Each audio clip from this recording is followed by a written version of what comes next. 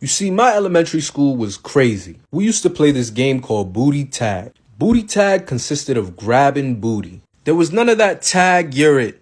The goal was to keep your booty safe and not get caught. Contrary to popular belief, this game was for the girls. You see, in elementary school, all the boys thought that girls had cooties. So if you were a boy and you got tagged by a girl on the booty, nobody was gonna mess with you because you have cooties. So the whole playground was just girls going crazy, grabbing booty. I remember one time this kid named MJ fell on the ground and they just started kicking his booty. He couldn't walk for the rest of the day.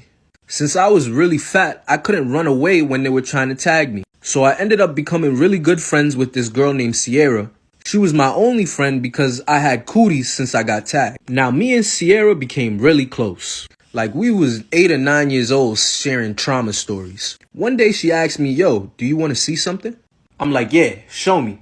She says, look under the table. She literally pulls her pants down and she shows me her you know what. And it literally just became a thing we do every day. The girls at the table would look out for the teacher. I would stick my head under the table and take a peek. So everything was going smoothly.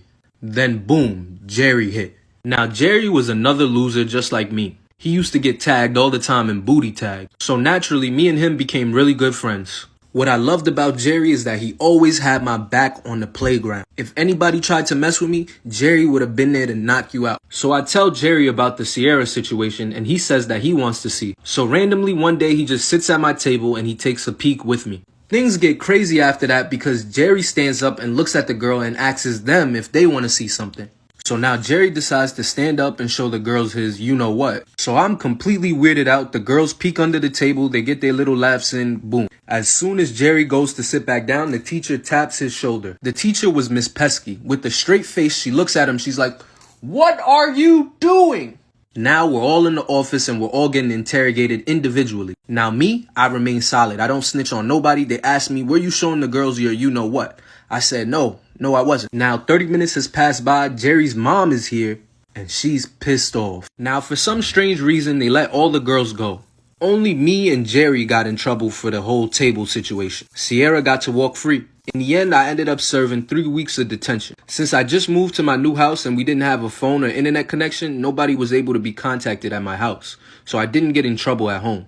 Moral of the story, trust nobody. So Storytime takes place the last year I was in high school, okay? Now I don't talk about this a ton, but I left school to pursue YouTube full time, and then I tried to go back a few months into leaving, try to finish school, just so I could get my diploma, but I basically ended up not being able to for multiple reasons, this being one of them. So I went back to school when I had about 250k subs on YouTube, so I wasn't like making a full-time living off it yet, but I was doing well enough to where I could like pursue it, and I went back to school, and I didn't know how much of a problem this was gonna be, okay?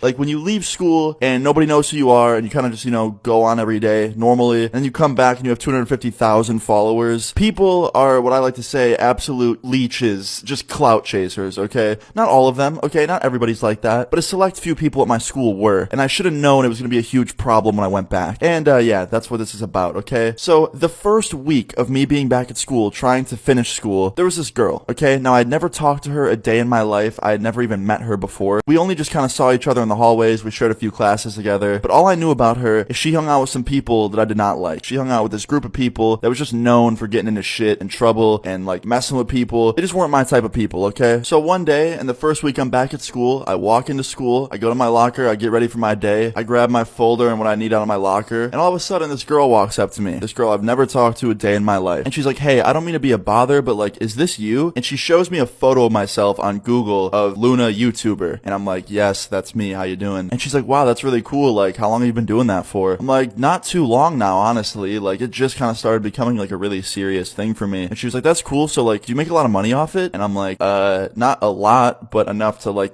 pay my bills and shit like that. I don't know why I said this. I was literally a kid at this point. I did not pay any bills other than helping my mom pay my own phone bill. But like, that was it. And she was like, oh, that's dope. Well, I just wanted to see if it was you. So yeah, have a good one. And she turns around, she walks away. And I think to myself, but at the same time, like, whatever. She just want to know if it was me or not. So she walks away, and little did I know, she was basically staking me out. She was like casing me for a future crime, alright? You're probably like, Austin, how do you know this? Well, just listen, alright? So fast forward all the way into the day, okay? Like past lunchtime, it was the last 2 periods before school was out. I was in class, just doing my work, having a normal ass day, looking forward to the bell ringing and me getting out of class. And sadly, Luna on this day drank a little bit too much Gatorade, so I had to go to the bathroom, okay? So I get up and I walk over to my teacher's desk, and I'm like, hey, can I go to the bathroom? And he's like, yeah, for sure, grab the pass from the front desk. And then as I go to grab it, he looks up at the clock and he sees that the bell's about to ring. He's like, actually, Austin, the bell's gonna ring any minute, like, just wait, okay? I'm like, alright, fine. So I put the pass back down, I go back to my desk, I sit down, and I wait. And it took a lot longer than I expected. The bell finally rings, I grab my stuff quickly, and I fast walk out of there. I was the first one out of the classroom, fast walk down the hallway. I get to the bathroom and I go in there, and I was the only one in there. I go to the bathroom, and I go over to the sink, and I start washing my hands. And while I'm washing, this person just walked in, and I look over, and it's this girl, the girl that I talked to earlier. Same girl. But then I realized something again. I'm like, wait a minute, this is the boys' bathroom. Why is she in here? So I ask her that. I'm like, hey, like, this is the guys' bathroom. Are you supposed to be in here? And she was like, yeah, I'm supposed to be. And I'm like, oh, okay, whatever. Like, I didn't think much of it. I thought, alright, maybe she has, like, written permission from the school to use the boys' bathroom or something, or, like, can't use the girls because it's broken or something. I don't know. I didn't think much of it. But then all of a sudden, she walks up to me while I'm washing my hands, and she goes, turn the sink off. I'm like, why? And she goes, just do it. And she reaches over and just turns it off for me. And my hands are soaking wet, just dripping. So I grab a paper towel. She takes off her backpack and starts unzipping it. And she's just staring at me the whole time. And I'm actually getting scared. I'm like, yo, what is she about to pull out of her backpack? Like, what is she doing? And all of a sudden, she pulls out this thing that looks like an actual gun. And I looked at it for a second, and I realized that it was probably an airsoft gun. It looked plastic and fake and just like really, really flimsy. But it didn't have an orange tip on it. So I'm not taking my chances, okay? Like, if that thing is real, I'm not gonna sit here and call her out. Like, I'm not trying to, you know, lose my life right now at school. And I'm like, yo, just put that down. Like, I don't know what you want with me, but like, put that down. Just please. And she was like, don't worry, I'm gonna put it down in a second after you give me what I want. I was like, okay, what do you want? She's like, all the money in your wallet, everything of value in your backpack. Now, go, hurry. So I open up my backpack and I start going through it to find my wallet and anything else that she might want. And this whole time I'm thinking to myself, like, yo, this random girl who I met for the first time today is actually robbing me right now. Like, I did not expect it to be a girl either. Like, that shocked me. So I go in my backpack, I grab my phone, I grab my wallet, I give her both things. I'm like, look, this is all I got that has any value in here. And she's like, let me see. And she starts going through my backpack herself. And then after she realizes I'm telling the truth, she puts her little airsoft or maybe real gun in the side of her pants and puts her shirt over it. But the thing was, she was wearing a super like short cut shirt, so you could still see it on the side of her. And she walks out with my stuff, and she just goes out into the hallway. And I realize as she's walking out into the hallway, you can still see it on the side of her waist. Like, you can see it, the handle. And I'm like, yo, that's not good. So I immediately grab all my stuff, I put it in my backpack, I zip it up, and immediately I walk out of that bathroom and I start walking towards my next class because I just did not want to even think about what just happened. Like, I don't know. I wanted to tell someone about it, but at the same time, if I did, I was worried that I was going to get hurt. So I didn't think much of it, and I walked out of the bathroom. But when I walked out, I realized something. I look over to my right, and I see a security guard escorting her upstairs to the main office, holding her by the arm, and everyone's looking at her. And I'm like, yo, what the hell just happened? So I asked one of my friends, I'm like, yo, why is everyone looking at her? He's like, bro, she has a weapon on her. I'm like, what? How'd that security guard know? Asking an obvious question I already knew the answer to. And he's like, dude, she just had it tucked in her jeans. Like, you could see it, like, easy as day. Like, it was just right there. She didn't have her shirt covering it or anything. I'm like, shit. So after this, I go to my class, right? And I try not to think about what just happened. And while I'm in class, an announcement comes on over the overhead announcements. It goes, Austin to the main office? And I think to myself, like, okay, here we go. So I get up, I gather my things, I walk up to the main office, I sit down in the main office with my principal, and none other than the girl that just robbed me. And there's 2 police officers in the room, a security guard. They're all Story time about how I thought someone broke into my house.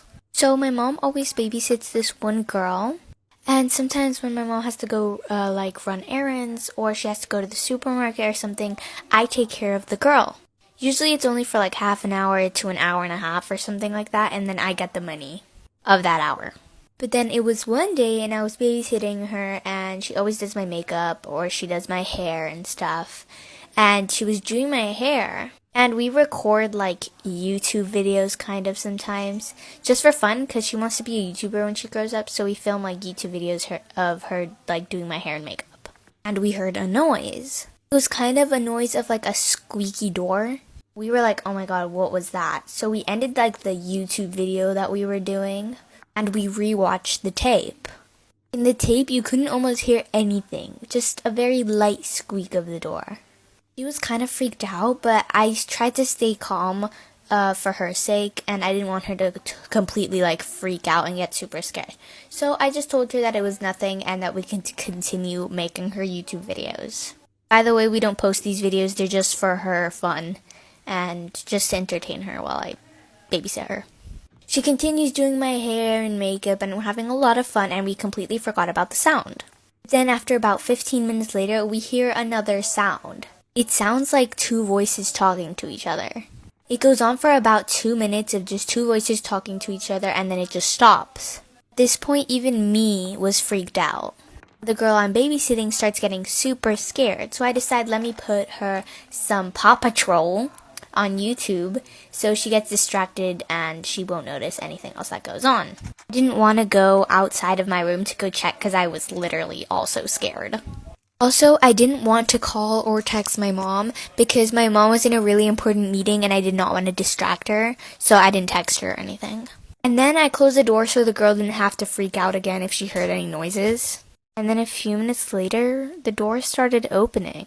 So the door slowly starts opening. I literally saw my life flash before my eyes. I thought I was gonna get murdered. I thought that I was just gonna die. Like, it was the end. But you'll never guess who was behind that door. It was my dad. I hadn't realized I wasn't the only one home. All this time, me babysitting that girl, I thought I was home alone. But I wasn't. My dad works from home. Noise that we heard that was like a squeaky door, that was my dad going into the bathroom. The two voices we heard was my dad in a meeting. I was so relieved. I don't even know how I could forget that someone else was home. Like, my dad has been working from home for like a year and a half now because of COVID. How did I just randomly forget that he was home? Anyways, I explained it to the little girl, and she was completely fine. She had forgotten it in the next 5 minutes. I told my dad what happened. He just, laughed a lot. And now he likes bothering me because of that, so that's fun. Anyways, that's the end of the story time, and I just want to update you guys a little bit. So part 4 about the story time about my super toxic best friend, it got taken down, so I'm going to try to re-upload it without it being taken down because I don't want my account to be banned. But if my account does get banned for reposting that video, then please go follow my backup Lizzie Loves. So I've been getting a lot of comments on my latest video of why I hadn't posted the second part yet. And I really just want you guys to understand that I do have a life, I do go to school, I do like hanging out with my friends. So rarely, and I mean very rarely, I can't post for you guys. That's because these videos take a lot of time to make, and I have a personal life too. I hope you guys understand what I mean, and have a great day. More story times coming soon. So this story takes place about 6 months ago, okay? I was hanging out with some friends from my hometown, and one of them had the great idea to go to a rave, like a straight-up EDM festival that tours around the world and was luckily near us. So I was like, alright, yeah, that's a great idea, because honestly, I love EDM. And I thought it'd be fun, because I've went to one before, and that was fun. So we went online, bought the tickets. They were kind of expensive, because we were pretty much buying them last minute. And then we went to the festival, and it was like an hour away. We show up, my friend immediately starts flirting with some girl, and goes off with them, and my other friend's talking to his friend that he saw there.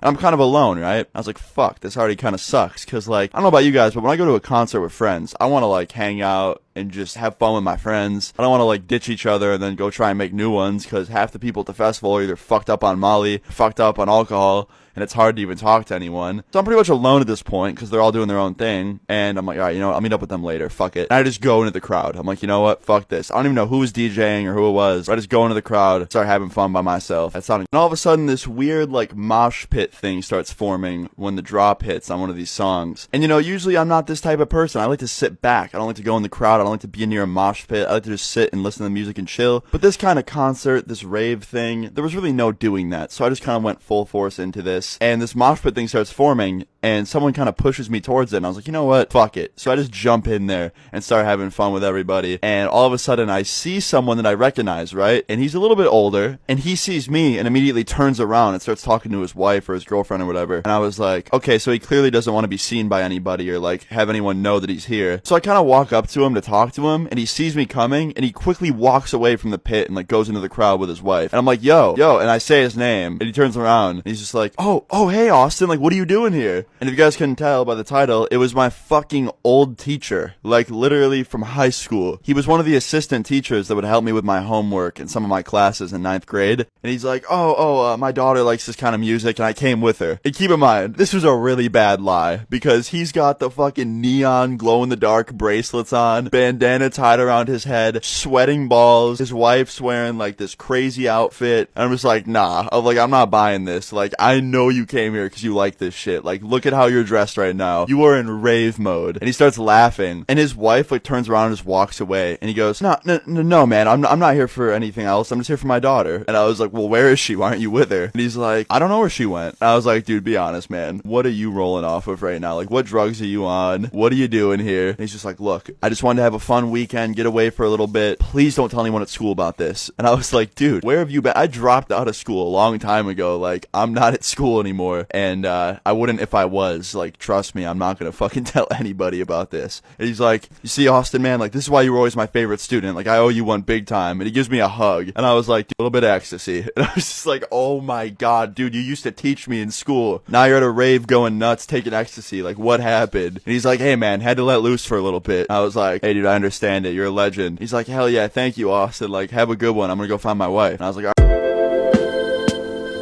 right.